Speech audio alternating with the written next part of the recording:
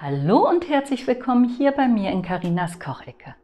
Heute machen wir Blumenkohl-Kartoffelauflauf mit leckerer Bechamelsoße.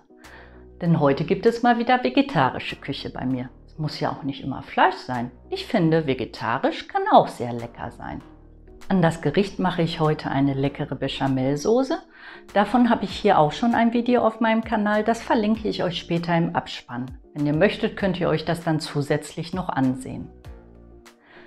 Wenn euch mein Kanal gefällt, würde ich mich über ein Abo und ein Like von euch wirklich sehr freuen. Und wenn ihr keins meiner weiteren Videos verpassen wollt, dann aktiviert doch gerne die Glocke. Ja, und dann würde ich einfach mal sagen, auf geht's! Als allererstes benötigen wir für unseren Auflauf vorwiegend festkochende Kartoffeln. Die Kartoffeln habe ich natürlich geschält, aber diesmal nicht gewaschen. Bei diesem Gericht können wir gut die Stärke dran lassen.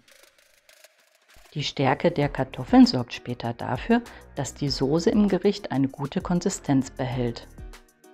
Die Kartoffeln hobeln wir jetzt in gleichmäßig dicke Scheiben. Sie sollten relativ dünn sein, damit sie später im Gericht gleichmäßig und schnell durchgaren. Ich mache das am liebsten mit so einem Hobel, da dann auch alle Scheiben schön gleichmäßig sind. Nun würzen wir die Kartoffeln mit Salz und Pfeffer.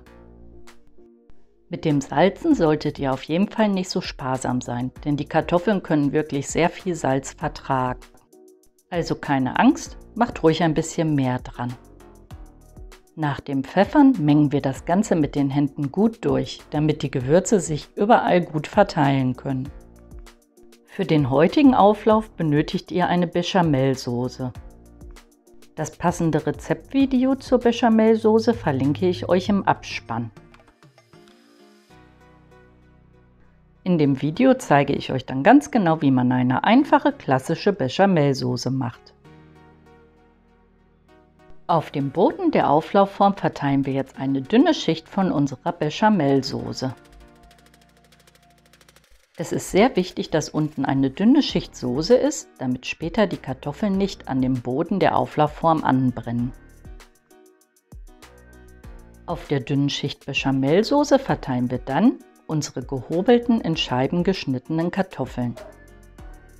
Was ist eigentlich so euer Lieblingsauflaufrezept? Schreibt es mir doch gerne mal in die Kommentare. Über die Kartoffelscheiben kommt dann der Blumenkohl. Ich hatte hier nämlich noch eine halbe Tüte TK-Blumenkohl.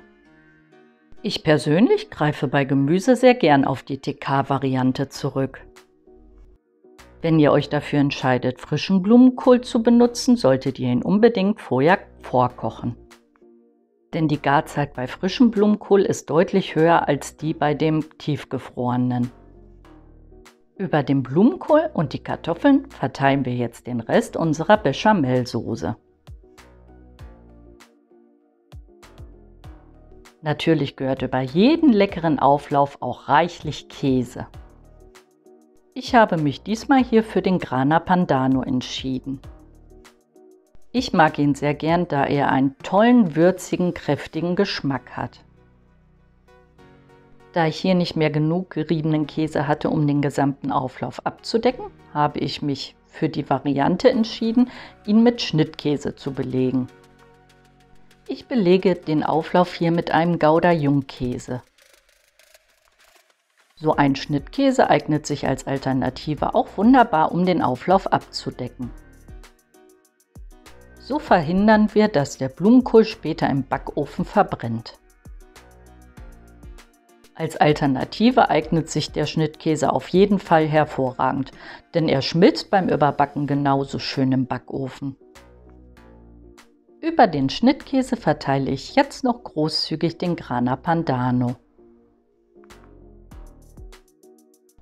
Der Blumenkohl-Kartoffelauflauf kommt jetzt für ca. 45 Minuten bei 180 Grad Umluft in den vorgeheizten Backofen.